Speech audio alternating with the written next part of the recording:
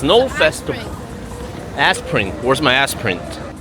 Ice rink. Oh. Yep, it's the last day of our Japan trip. Oh yeah. Oh, there's a festival going on there. Wow. On the last day. Lucky. The weather is in our favor, so we're gonna make the most out of it. So we can't go in, right? I think this snow sculpture, oh, it's a Pikachu.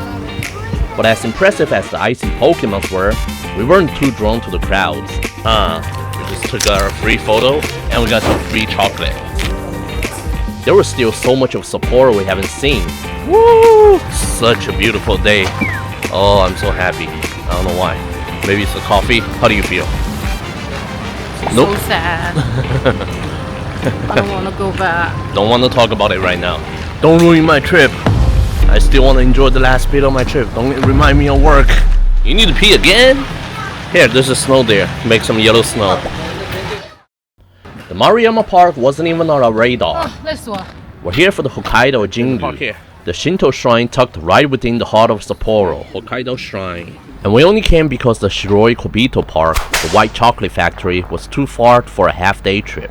Okay, we have to go through a very big park. So huge. Big park. Why you sound like Trump? So big. Huge. China. But as soon as we stepped into the park, we knew we stumbled onto something special. Wow. Now I'm happy. The trees, the snow, and the golden morning light came together like a winter postcard. Feels like Nakajima Park, but more lively. We want to think we stepped into a park that only locals visit. But we were so wrong. Maruyama Park was actually a well-known spot among tourists. 中国人民简单又朴素的愿望。 The writings on the trees are obviously the works of fellow Chinese tourists. It makes us feel right at home. Okay, we're not allowed to curse right now. You know why? Huh? You know why, baby? Remember the first lesson we learned when we first got here? We overheard tour guides from another group saying that cursing is not allowed in Shinto shrines. This reminds me of the Meiji Jingu in Shinjuku, but covered in snow. And of course, where there are a lot of tourists, there are a lot of snack stands. Okay, so now we've been to the Meiji Jingu and now the Hokkaido Jingu. Well, aside from the shrine looking like an actual samurai helmet, we enjoyed the park more than the shrine itself, despite we came here for the shrine and not the park. But you can tell, the entire park was designed with a Shinto aesthetic. Simple, serene, and perfectly in tune with nature. Okay, that was a pretty good surprise. I thought it was just some kind of temple that nobody comes and we're the only one that's coming. Tasho is like snowman. She's either trying to build one or on the way to look for one. But our time's ticking.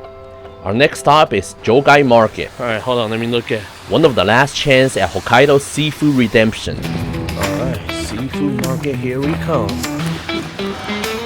Okay, this seems pretty local.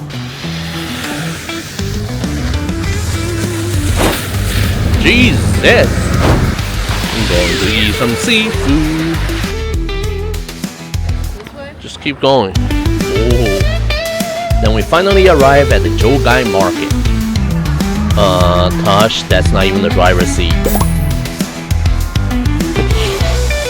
It's a wholesale seafood market, but many stalls have simple seating. So much less touristy than the Tsujiki Market, huh? It's a smaller and quieter version of the Tokyo's Tsujiki Market. Since it's the last redemption meal we're having for the disappointing seafood we've had, it can't go wrong. We have to get the best this time. It didn't take long before we explored the whole market. And we didn't want to go to a proper restaurant, because that's not what we're here for. So we backtracked to the first alley we saw when we first got here. It comes down to a few stalls that have decent amount of people. And we just picked one and walked right in. し上がりください。はいどうぞ。 I don't have a delicate palate. My food philosophy is simple. Is it edible? Yes. Does it taste like cardboard? No? Then I'm good. Tosh, however, wasn't fully convinced. She thinks Hokkaido has set the bar too high for its seafood. Or maybe we'll just suck at picking restaurants. Well, we have food. It might not be the grand farewell feast we hoped for, but it was fresh. Don't even want to talk. I had good food. I think it was good. It was satisfying. So, it seems like we always have good surprises when it comes to places and attractions. But we have bad surprises when it comes to food. It's too expensive, way too expensive. For the money I've paid, I'll expect, better quality Yeah. stuff. Yeah, I agree. It's just not satisfying. And we're back downtown for one last stroll of the streets of Sapporo. It's cloudier than the morning, but we still managed to pick off the final spots we had marked on the map and rushed past before.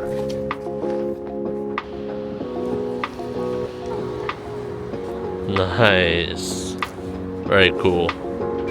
We took one last stroll through the snowy city.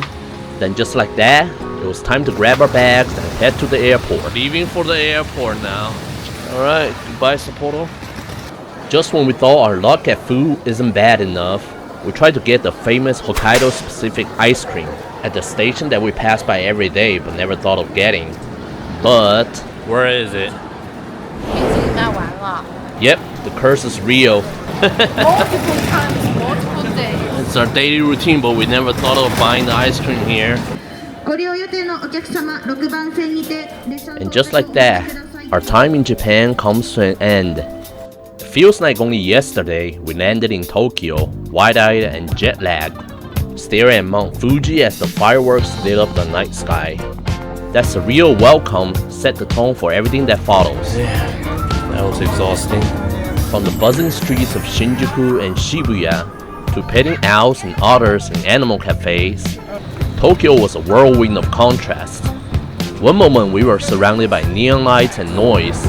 The next, we were quietly admiring century-old shrines tucked between high-rises. Our flight's in 12 hours. Between giant Gundams, anime shops, Link, and glimpse of traditional Japan, the city gave us a little bit of everything. Chaotic, curious, and endlessly captivating. Hokkaido brought an entirely different rhythm. Between the snow-covered streets to frosted countryside, everything was blanketed in white. A peaceful kind of stillness we rarely get to feel. The volcanic lake and sulfuric valleys showed us just how unique and otherworldly nature can be. There were good surprises that led us on unexpected adventures, and not so good ones that still made for a great story. We didn't see it all, and maybe that's the point. We leave with full hearts and mind full of moments we'll replay for years to come.